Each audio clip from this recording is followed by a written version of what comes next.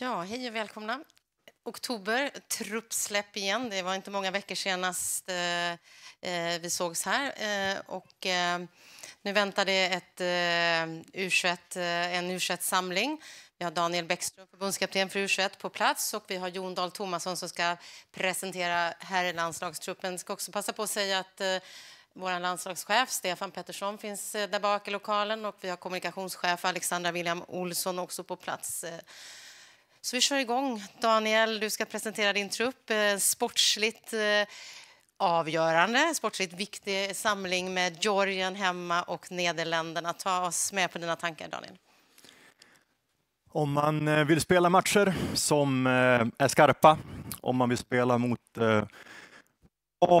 motstånd och om man dessutom vill spela matcher där det finns krav både på att prestera bra och att dessutom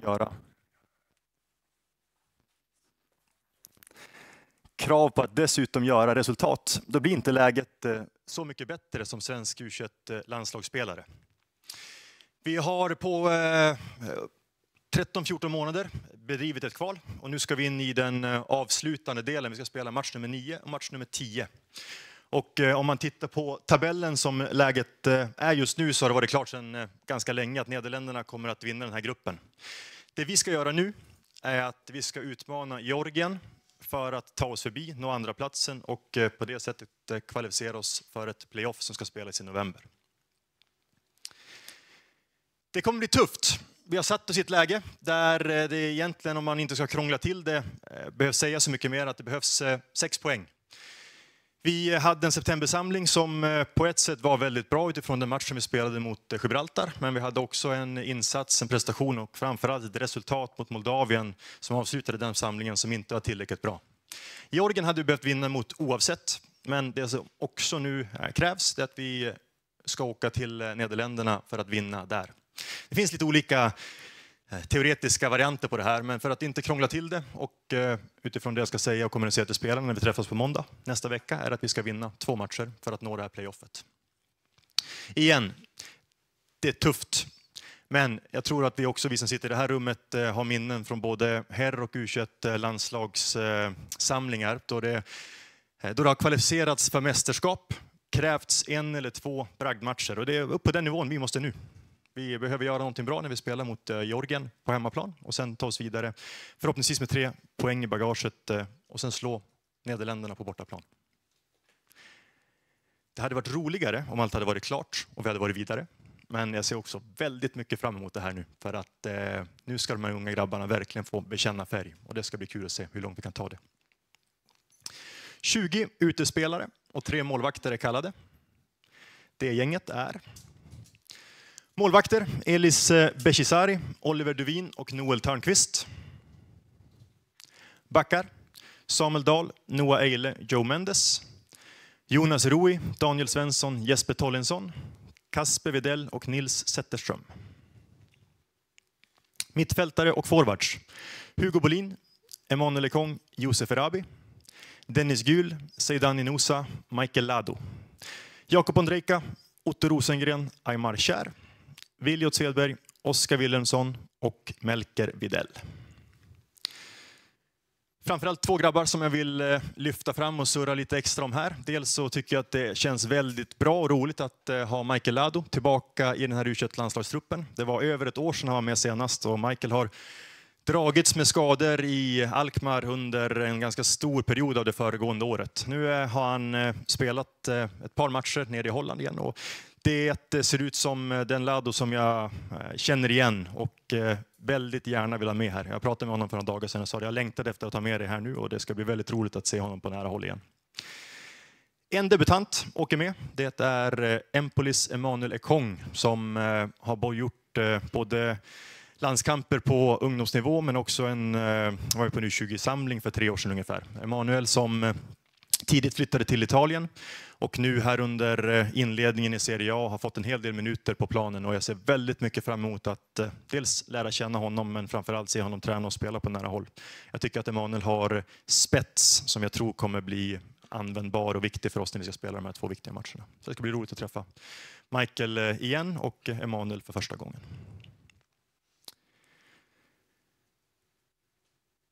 Vad tror du, Petra?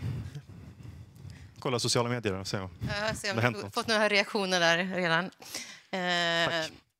Tack för det, Daniel. Och Daniel finns kvar för er som vill ställa frågor till Daniel efteråt. Och då vänder vi blickarna mot herrlandslagets trupp. Det är 2 bortamatcher som väntar. Slovakien, det vet ni, och Estland borta i Nations League C. Och Jon Dahl Tomasson, välkommen fram, så får du Tack, dra Petra. spelarna som förtroendet av dig den här gången. Tack.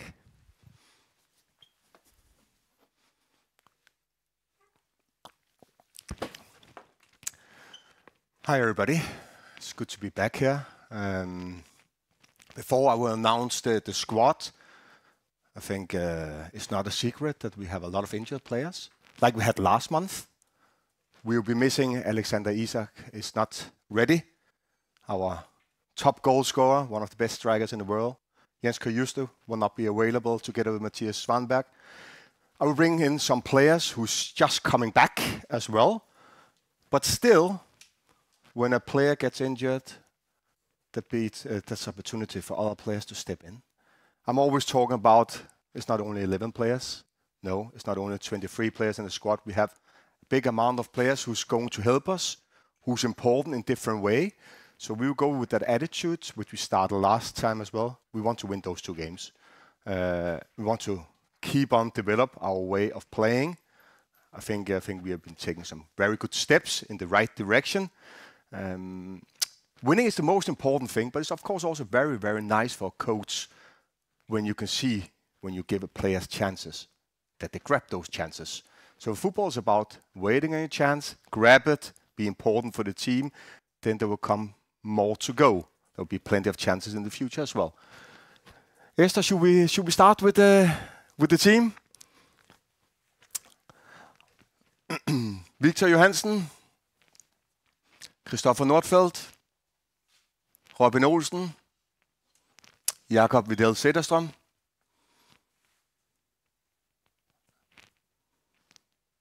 Ludvig Augustinsson, Alex Douglas, Gabriel Gudmundsson, Isak Hien, Emil Kraft, Victor Nielsen Lindelöf, Ken Semer, Erik Schmidt, Karl Starfelt, and on the midfield and forwards, Yasin Ayari, Lukas Bergvall, Anthony Elanga, Niklas Eliasson, Victor Gyökeres, Jesper Karlström, Dejan Kulusevski, Hugo Larsson, Sebastian Anasi, Gustav Nilsson, Anton Saletros, and this is the squad who's going to play the 2 great games against Slovakia first, of course, and Estonia afterwards, 2 away games. So I'm looking forward to all your questions now.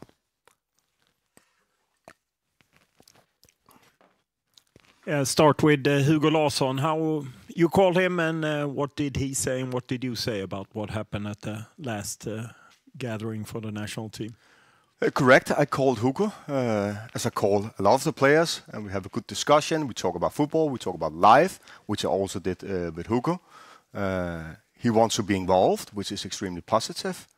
I think it was a big thing in Sweden. What happened last time? I don't think it was big within the squad.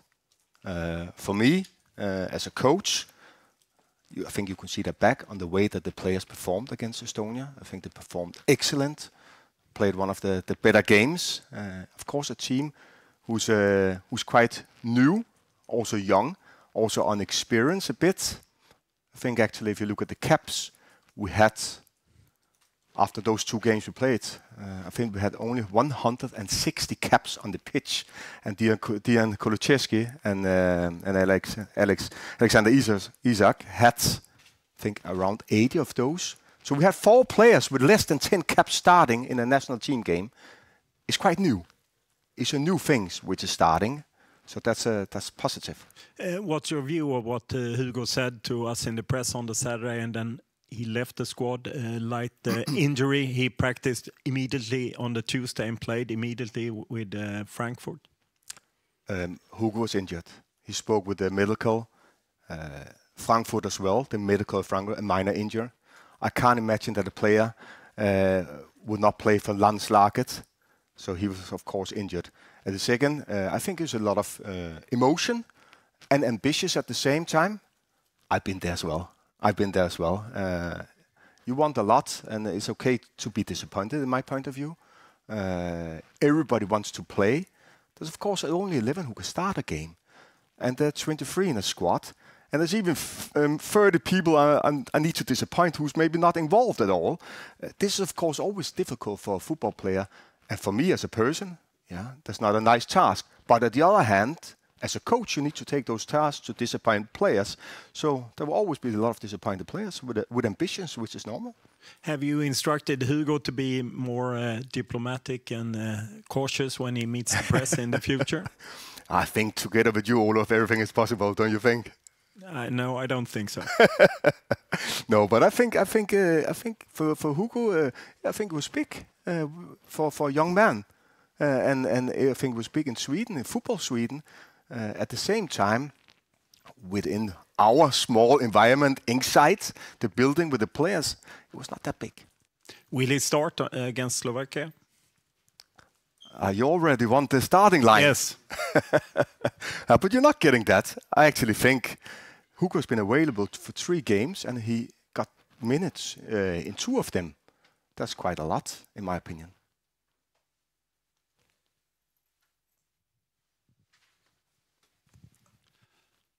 Hi, June.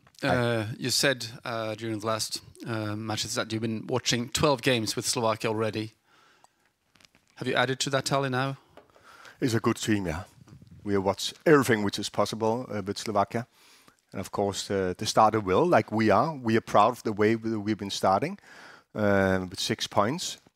They haven't conceded a goal yet. We know that it's a good team we are going to play against. But we also want to play those good teams because we want to see how far we are with this team. We are still in a very early age, very building, develop. It's not always good, everything, but I think I was quite impressed with a young and inexperienced team last time that we actually we got 6 points. We had more than 30 shots in each game, even in Baku away. It was not always perfect, but it's a good challenge, isn't it? That's what we want. It's a new situation with a lot of players with double passports. You had obviously Anel changing from Bosnia, regretted that decision, I guess. There's been reports now about Dennis Gül wanting to change. Are you involved in that since it's mainly considering younger players? No, I think we have as a federation an extremely important task, a difficult task as well to take care of them because when a player wants to change country, it can happen. There's a lot of feeling. A player should always choose with his heart, but at the same time, I think as a federation we need to be proactive. It's not the main thing that I'm doing, but I think as a federation, we need to be very, very alert. And it's a difficult one because there's a lot of things who's involved. There can be family involved, can be agents involved, and can also be young players who's not really ready yet to a higher step. So it's a complicated case always. And also you spoke about the injuries, Isak, for example, not being able to play. Are there any other concerns within the group you selected? Nah, of course, Robin, we all know Robin is a soldier and what he have done for Sverige for a long time. And he is training this week and he needs to get through a couple of things before he's totally ready to go. So that's also the reason why I selected 4 goalkeepers. We know Victor just been training for a week, sat on the bench the other day without getting minutes. But those 2 players, of course, if they're ready to be here, they will always be ready to help the team with all the experience which they have. And finally, getting back to the Hugo Larsson saga, when I spoke to Dejan about it, I asked him whether it's a generational thing, and he said yes, it perfectly is, because the younger generation wants to express their ambition in another way than, say, your or my generation did. Is that something you recognize? Yeah, and I think it's quite normal, isn't it? What Dejan is saying, and as I also said in the beginning, of course, there's a lot of emotion, there's passion. but there's also a lot of ambitious, which is very healthy, and is of course also something you need to get used to as a player, because if you don't have that confidence, you will not survive in this jungle. So it's important to have the confidence as well. But we, as I said, you don't want to disappoint people as a person. I don't like it. As a coach, it's one of our tasks. And there's only 11 players who start each game. And when you're following 50 players, which we are, there's 40 players who will not be that satisfied. Yes, on the last of the Hugo Larsson thing, vertical passes was the talk of the town after the last game. Is that a new word in Sweden now? Yeah, but it's also spread. It's also spread to Germany, and Eintracht Frankfurt sporting director Markus Kröse said that Hugo Larsson was very good at vertical passes, and that it was nonsense that he wasn't good. So how do you see in that? Do you think it was became a bigger issue than it was, or? Yeah, I think Hugo played very well after the camp here when he played. If I'm not wrong, I think he played in 4 games, scored in 2. Could probably have actually scored in the last one as well. They're second in the league. I think that's positive. That's why I select him. I've selected Hugo every time, actually. So I don't know what the German sport director is saying. I think he played good games here after the national break. That's most important for me. That's why we are following each player, and we know exactly what a player is. I'm always trying to help players, so in our way of playing, to develop players as well. So there's not one player who doesn't know exactly what I would like to see, who's involved or who's picked. Yeah. And also about Anel Ahmedhodzic, he got his breakthrough under you in Malmö FF. Do you think it's a pity that he isn't available for Sweden, that he chose Bosnia after all what's happened with him now that he can play in the Bosnian national team? Yeah, we can't change. I love the boy. He's a great boy, but we can't change that now.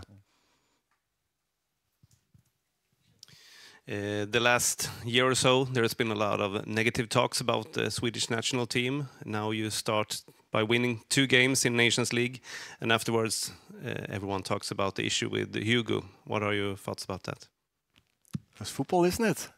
I like opinion, I like discussion, because landslaget is not only about us, it's everybody. That's why the media has, of course, they like to write about it, and we love it that the media write about what happened in the national team, because we need to touch the public, we need to touch our fans.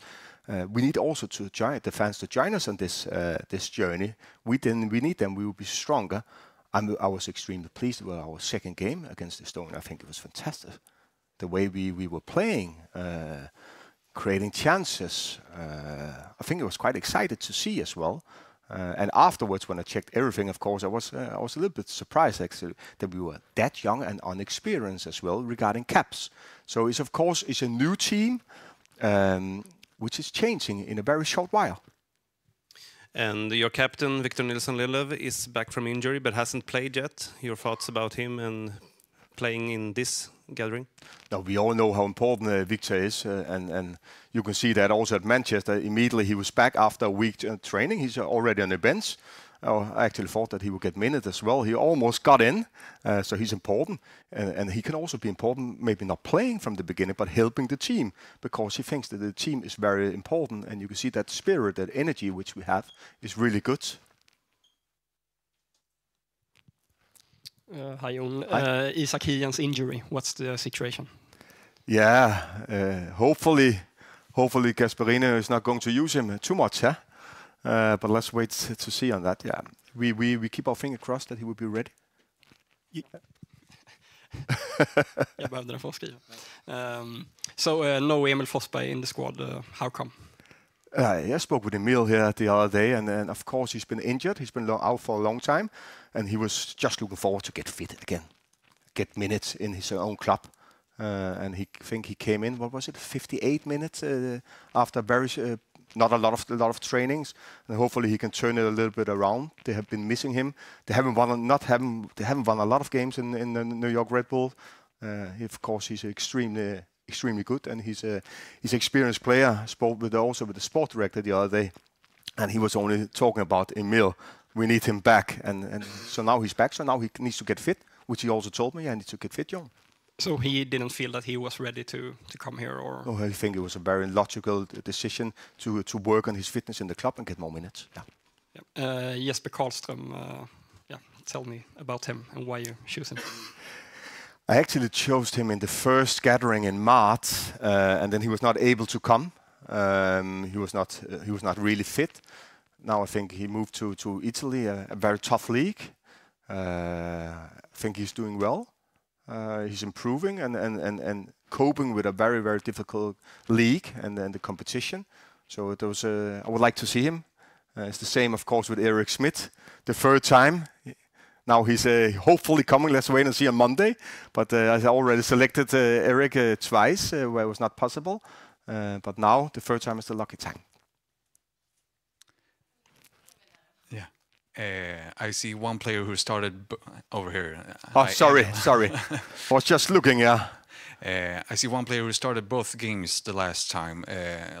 Linus Wahlqvist Egnell. He's not in the squad this time. How come? I choose Emil Kraft instead of Linus. That's the reason. Emil Kraft is just back for injury as well. He played 60 minutes yesterday against Wimbledon. First half as central defender. Second half as a right back, so he can play more position. And there are no, with Alexander Isak out, I see no substitutes in natural attackers. Is that a decision by you? Or I see Gustav Nilsson was there the other time as well, but there's no new attacker in the squad. No, but at the moment, of course, we have Kulusevski, the way he's playing central for Tottenham. Brilliant. What a top performance against Manchester United, created chances. Seppe, of course, is doing really well at Strasbourg. Elanga also doing well with Tottenham, not starting always, of course. Victor, I think that was the first game where he didn't score this game and the game before in the league. Otherwise, he'd been scoring goals like everything, is like he always do. So that was the reason. I think we have enough. Young Lucas Bergvall can also play an offensive role. I think he's... hopefully, maybe he gets a minute here in Europe for Tottenham. Hi, Joe. Hi. So, we're talking about Robin and Victor being back from injuries. Have you talked to them, and what's the status? What did they say in that case? Yeah, they're back, and of course I talk with them a lot, like I do with a lot of players. Robin is, of course, he had a head injury. He's been out for a long time. He needs to get through this week. Regarding the protocol, do the right things, and then we will see if he will be going to be involved on Monday or not. And Victor, yeah, he's feeling better. Of course, he had an issue with his toe for a long time, and he's been training for a little bit more than a week now on the bench. So he's working on his fitness. But it's two, of course, in players with experience who also know the game, who can help the team, and also just to be around the team could be very helpful as well. Yeah, you were talking about calling some of the players and talk with them about the selection and the status and so forth. But when calling to Hugo, why did you feel the need of calling him? I think it's quite normal that I reach out for a young man to have a conversation. Like I call a lot of players about the game they played in the weekend. I think you've done that really well. I think that needs to be improved because we of course, that's the way you make contact. But it's also my task to try to help players. But when they're injured, it's more obvious why you call them to check the status and so forth. But I mean, when it comes to Hugo, what did you talk about then? Now, of course, I think it's normal that you call players also when they're not injured, because you need. That's why we watch 50 games per week as a staff. We need to know everything about them. That's why it's easier to put a puzzle together. And of course, we had a very good conversation, me and Hugo, and what we talked about. Yeah, the stays between me and Hugo. Thanks.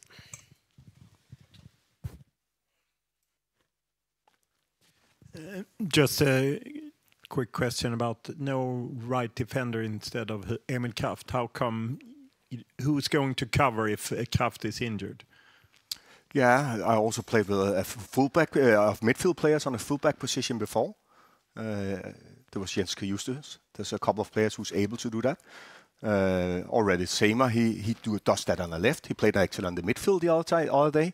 So that's why we of course we see what a player is able to do.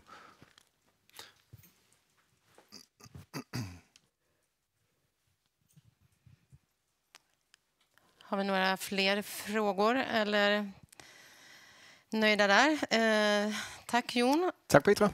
Och tack till er, så riggar vi om lite så blir det enskilda intervjuer här efteråt.